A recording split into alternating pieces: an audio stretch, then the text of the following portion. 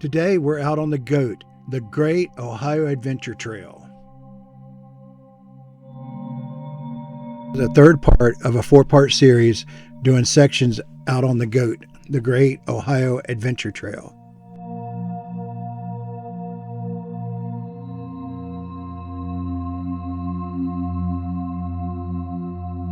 Like I told you on the other 2 parts, we had a mechanical malfunction that a fuse went out, and I ended up sitting on the side of the road trying to figure out what was going on.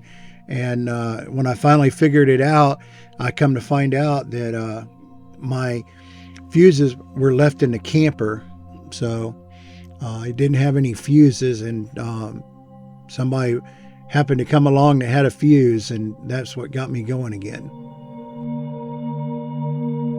The GOAT is a 1,400-mile overlanding loop designed to take you deep into hidden back roads, forest trails, rivers, valleys, and forgotten towns of Ohio. This isn't a fast lane highway route. It is a slow path, a scenic path, the path for explorers.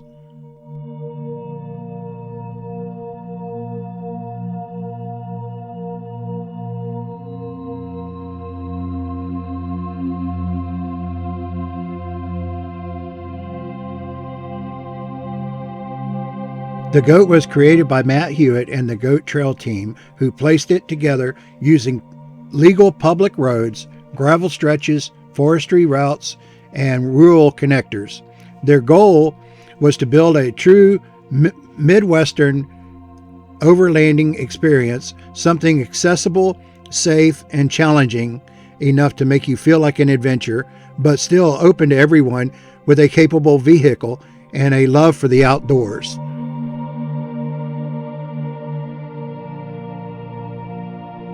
You're running it in a Jeep, a bike, or in a full overlanding rig, the GOAT gives you a way to disconnect from the noise, explore the Midwest, and experience Ohio in the way most people never will.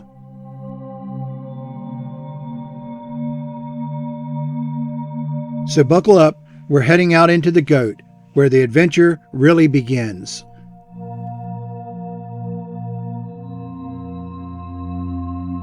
Just remember that when you're out, you're away from civilization, and you may lose cell phone service, and be sure to download your map so that you can have the map the whole time that you're out on the trail.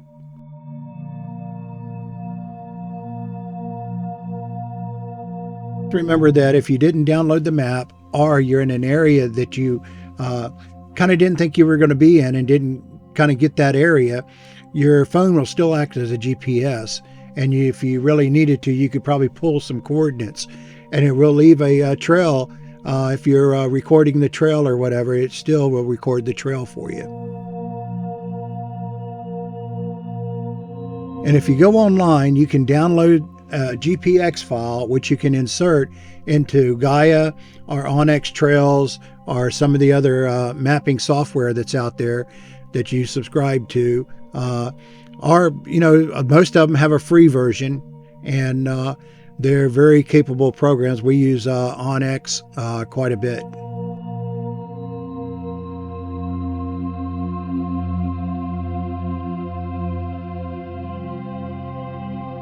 We started off using the free version of the programs, and we used Onyx so much, I finally went and become a member, and I did the same thing with Gaia, so now we're running both Gaia and Onyx.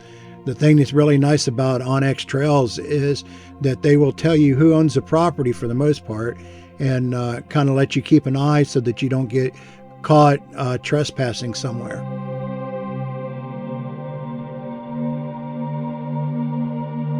When you're out on the GOAT, you're going to be running through forest roads and on little back roads, that kind of thing. You'll bounce from gravel to pavement to dirt roads, and for the most part, most of it is just about anything could go down it that you're willing to take on a gravel or mild off-road area. But then there is kind of steeper hills, that kind of thing that you have to kind of negotiate around.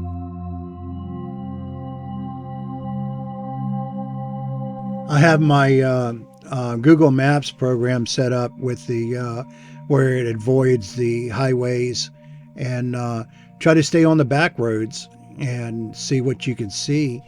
You'll be amazed at what you run across when you're out.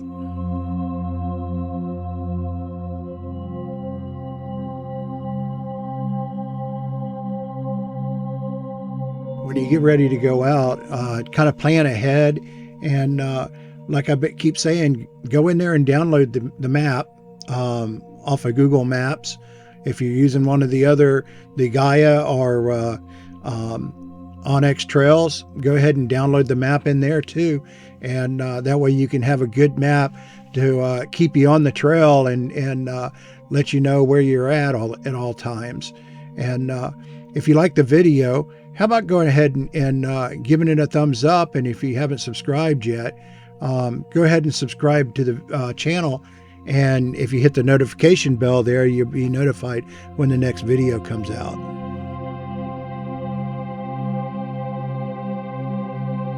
And this is one of the things that I talk about. You're on somebody's street that they live on, and people live up here, and you get to see these homesteads. Some of them super nice, and others, they are what they are. There's also a lot of hunting cabins and that kind of thing where people just kind of spend part-time there. And but you are out in a rural area where anything is possible. You never know what you're going to see.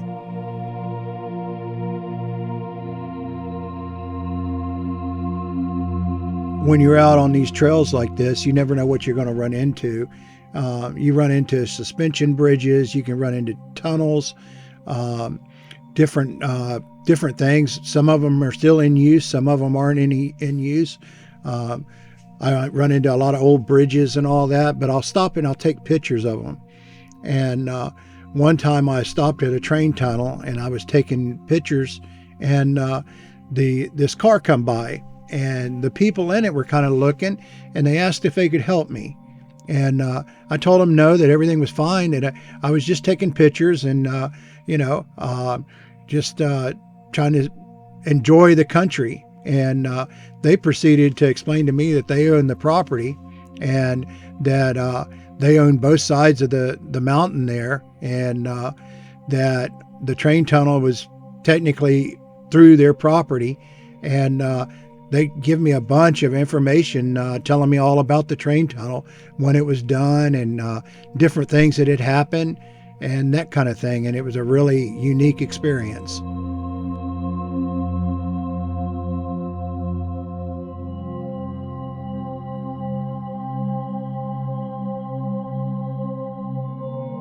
When I'm out there, I'm taking my time, looking around, noticing what's going on around me. And I see people come by, I'll wave to them, and if somebody looks like they needs some help, if I can help them, I'll give them a hand.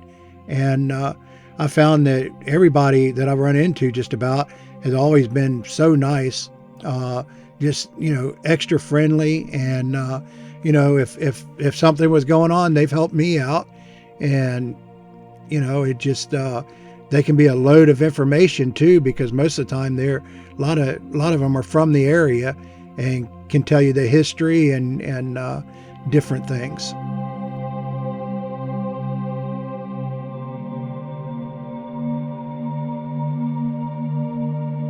The thing that's nice about having the GPX file and loading it into a program like Onyx is the fact that you have your fuel stops, just different things to see that are marked on the map. And if there's something that's not right on the trail, it'll tell you, you need to make a little side trip, and if it's really worth it to go see it or not.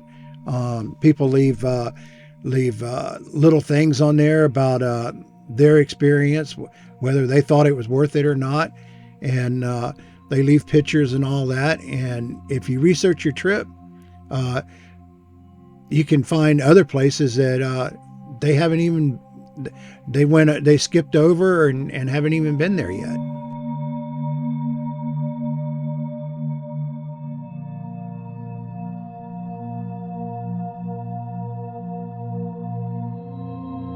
The biggest thing that I'm for is just to get off of the highway and get on these rural roads that are back country roads that they take you into nowhere.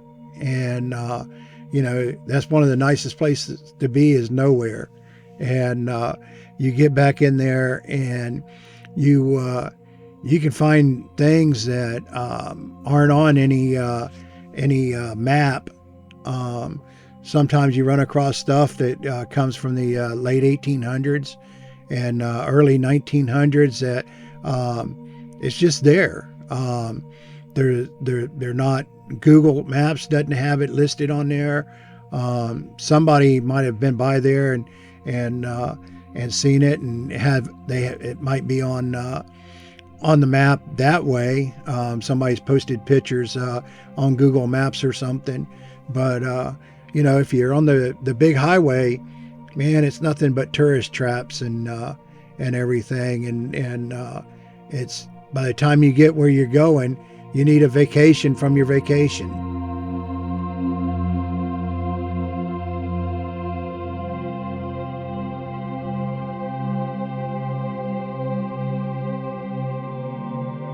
I get out and do these trails, and they're a lot of them are easy. Some of them can be a real challenge.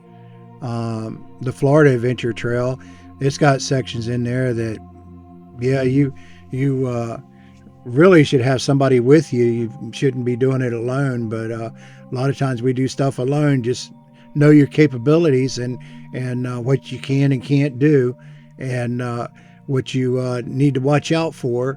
And just I carry a Garmin InReach, and if something was to happen, I can get help if need be.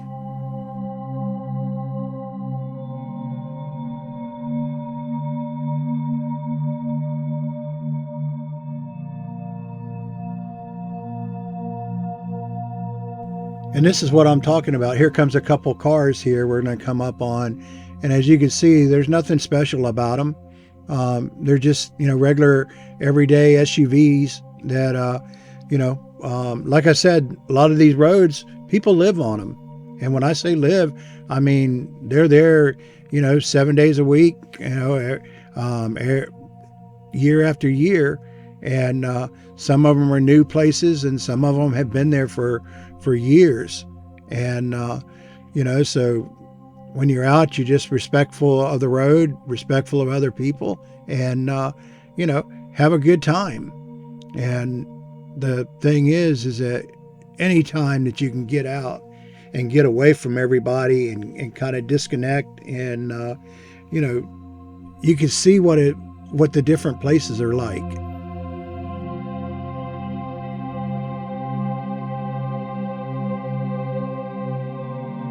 Yeah, like I said, I was just doing a section of the goat here, and I was up in Ohio working. Had one day off, and I here and there I'd have a day off like this, and I would take off and go do a section of the goat.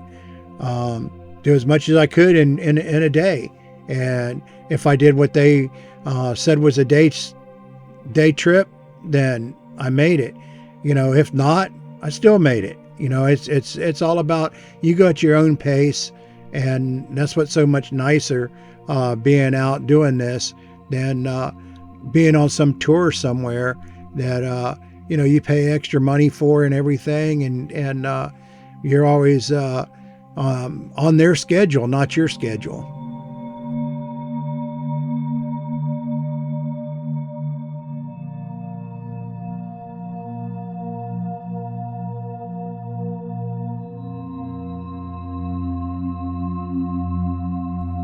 This section of the Goat is, just easy roads, and they just wind up the mountain and back down and through the valleys and everything, and just so relaxing to get out.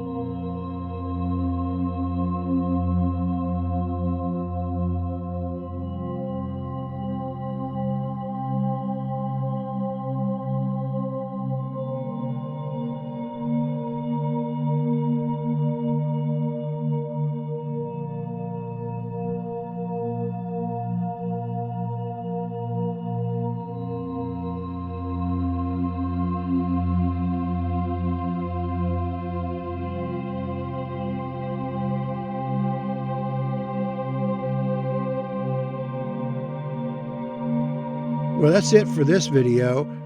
We're going to go on up here and we'll hit the hard road, and went a little ways, and we got back on some gravel, and that'll be the next video, and we'll finish the day out.